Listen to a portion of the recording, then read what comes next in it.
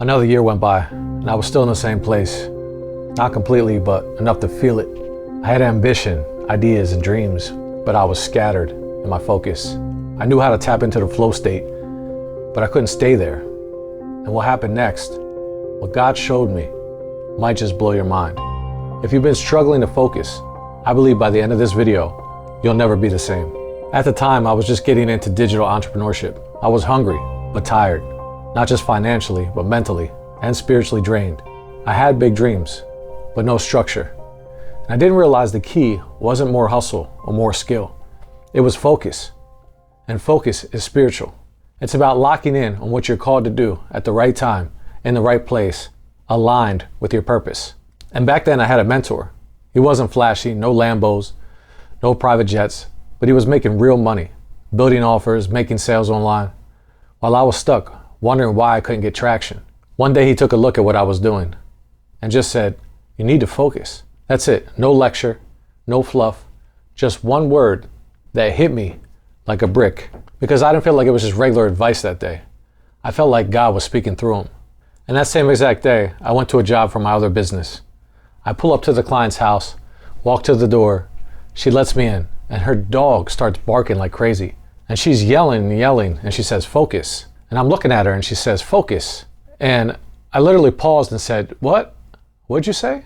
And she smiled and she said, "That's the name, the dog, Focus." And I'm just standing there like in awe.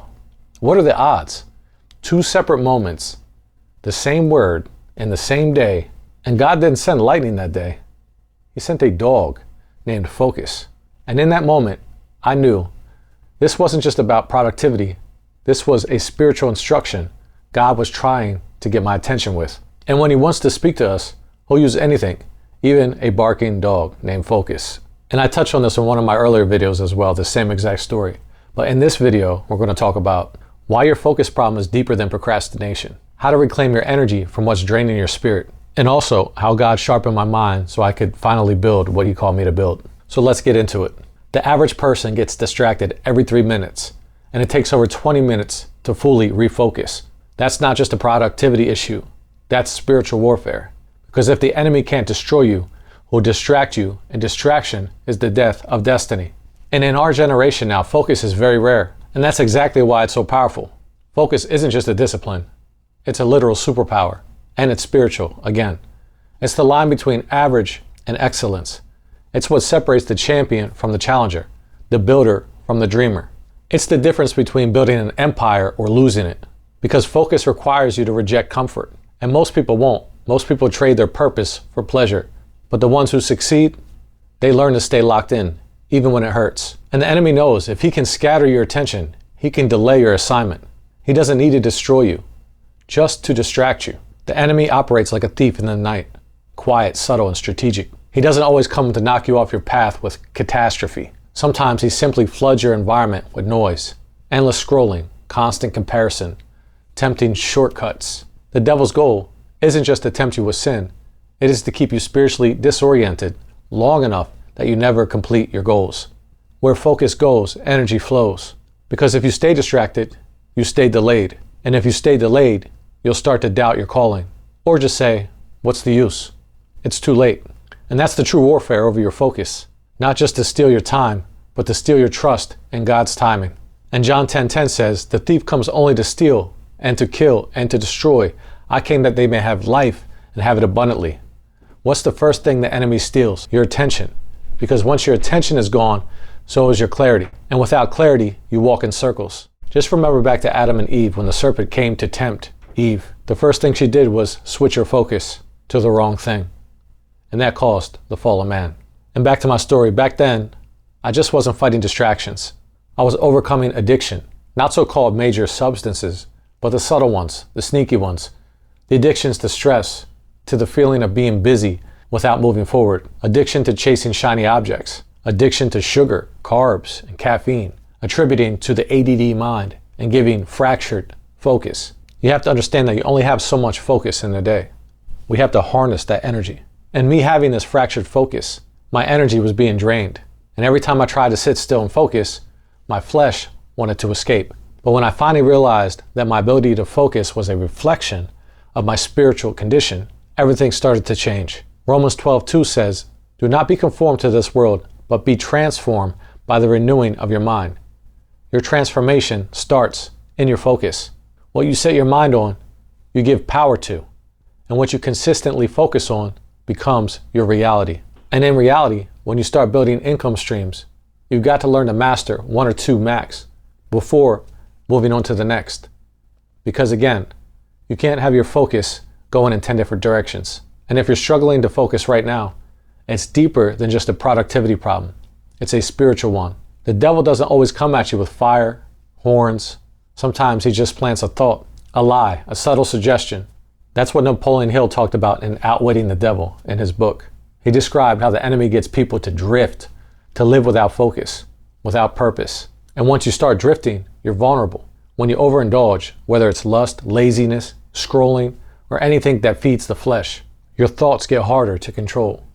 Your focus gets scattered, less potent. That's why you can try to be connecting with God, and suddenly a nasty random thought pops into your head. You wonder, where did that even come from? It came from spiritual disorder. Overindulgence opens the door to drifting. And drifting is exactly where the enemy wants you. Unfocused, undisciplined, and easy to manipulate. But when your spirit is sharp, your mind follows. When you deny the flesh, your focus returns. Because at the core, focus, again, is spiritual. So you want to be able to move faster. You want more clarity. You want consistency. You want purpose, cash flow, creativity. But here's the good news. God wants to restore your focus. And the reason you can't seem to build momentum is because your mind is under attack. Philippians 4:8 says, "Whatever is true, whatever is noble, whatever is right, whatever is pure, whatever is lovely, whatever is admirable, if anything is excellent or praiseworthy, think about such things." So God gives us clear instruction for focus. Not everything deserves your attention. You have to be selective with your thoughts, like a gatekeeper over your mind. And here's what blew my mind. The very thing I struggled with the most, which was focus, the battle, became the very thing now that is my strength. Because when you conquer it, you begin to carry authority in that area. And then you can help somebody else. Isaiah 26:3 says, "You will keep him in perfect peace whose mind is stayed on you because he trusts in you." Peace follows focus, and trust fuels both. Hebrews 12:2 reminds us to fix our eyes on Jesus, the author and perfecter of our faith. That means focus isn't just about eliminating distractions. It's about locking on to the right thing. Your purpose is tied to your direction, and your direction flows from your devotion. Proverbs 4:25-27 says, "Let your eyes look straight ahead. Fix your gaze directly before you.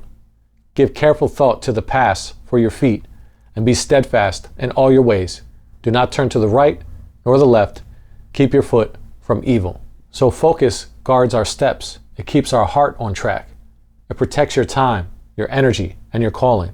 And once you understand the spiritual weight of your focus, you'll stop giving it to the wrong things. So why your focus problem is deeper than procrastination. This is bigger than poor time management.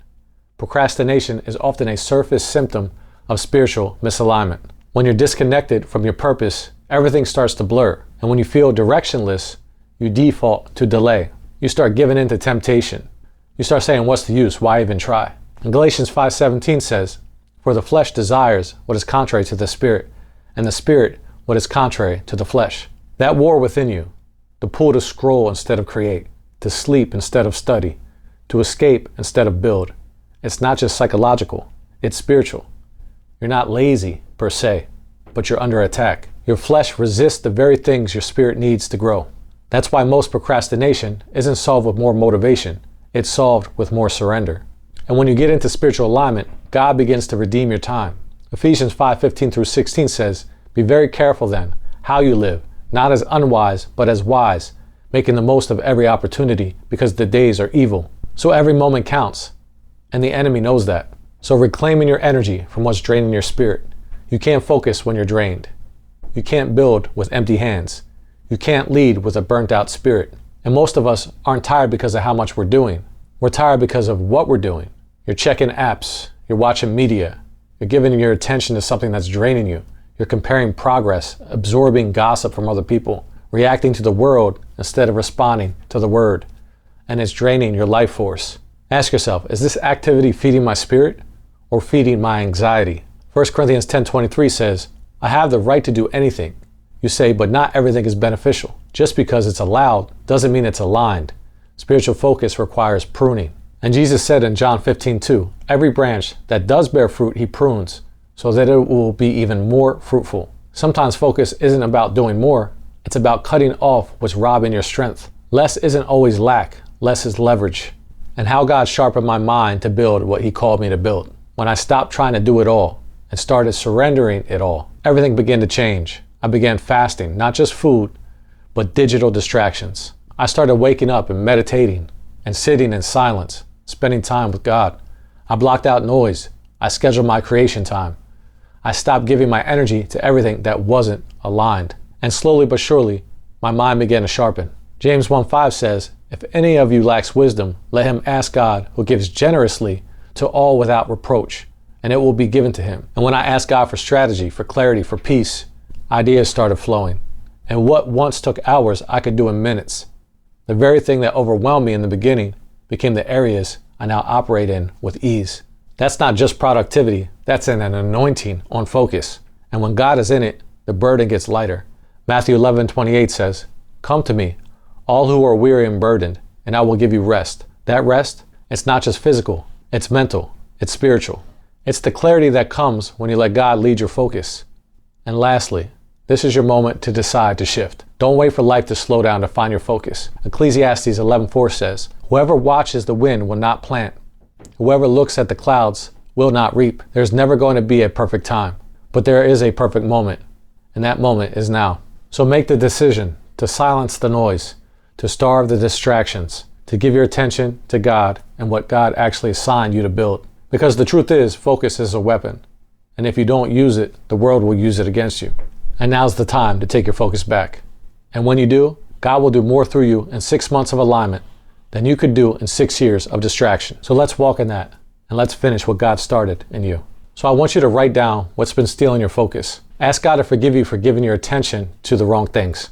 And start fresh today. Focus is a form of faith.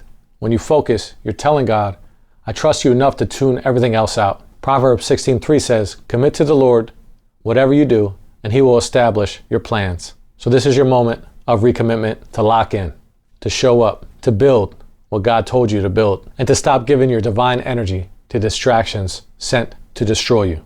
So let's take authority back over your mind. Let's take dominion over your time and your day. Let's take your calling seriously. Your future is waiting on your focus. And that's it for this video. If this video somehow changed your life, don't forget to like, comment, and subscribe, and share it with somebody who might need it. And if you want to add another level to your focus, I invite you to check out my accelerated mindset training. This is the exact mindset training that changed my life forever. Helped me to get more done in less time, helped me to stay hyper-focused, and to start crushing my goals like clockwork. And I also launched the one-person business digital empire blueprint, where I'll show you how I made a whole salary online with the principles in the training. Links down below. Build your empire. And if you need any help or have any questions, feel free to reach out. And again, that's it for this video. Be blessed, and I'll see you on the next one. I'll see you soon.